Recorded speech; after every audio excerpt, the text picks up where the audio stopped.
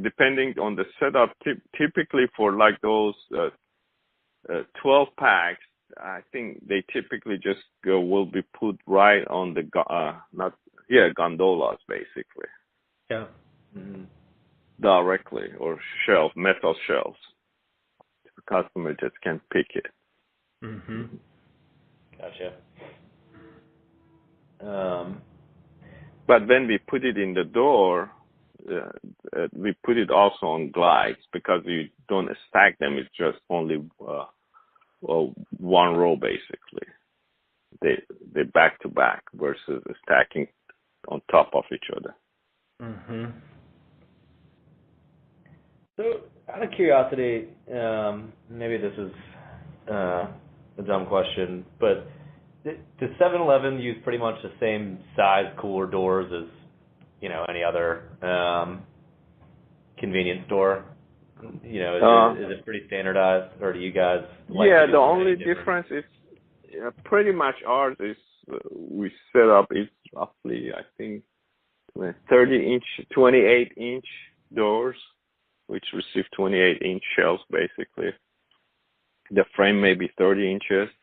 The only difference sometimes, depending on the height level, the height may, we got two options. One is 6 inches taller than the other, height-wise. Yep. But the width is pretty standard. And when we go to some of the older stores, there are some that the width is a little smaller.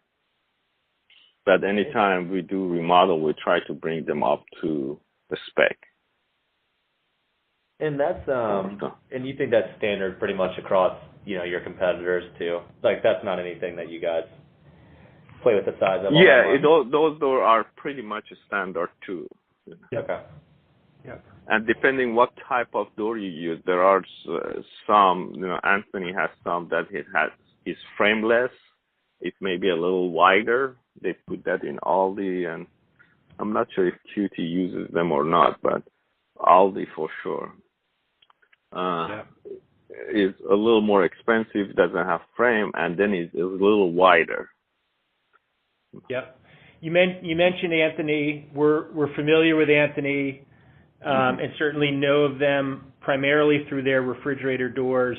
We also understand that they carry a line of shelving and gravity feed solutions as well, which I would assume they try to sell at the same time they're selling you doors. Was that ever something that you all considered at 7-Eleven? Was that something that they tried to bundle together and sell to you all?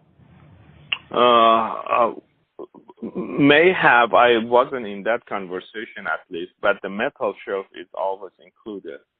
I think one reason it may not have come up was because we already had such a good negotiated price or current shelving or roller glide may have not been as feasible. But we never tested it. Typically, when we wanted to switch or we get serious, we get to test it and say, yeah, it will work for us before getting it to a store. So never got that far traction. It may have had some conversation with our procurement team at some point, but didn't get serious enough to, get at least tested.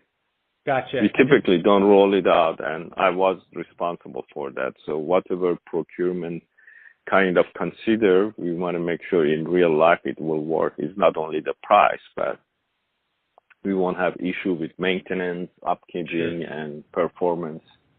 Sure.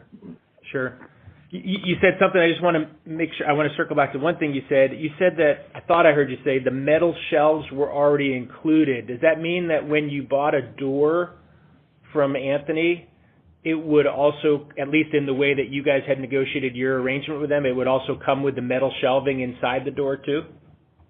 Correct. Okay, that's interesting. Interesting. Okay. It's not assembled, but they send the kit along with the doors. Gotcha. Okay, that's interesting. And then we put the roller glide on top of it. Yep. So would you guys buy other stuff from Anthony, like any of the little lights that go around the door and stuff like that? Say that again. I'm sorry. Do you guys buy any other kind of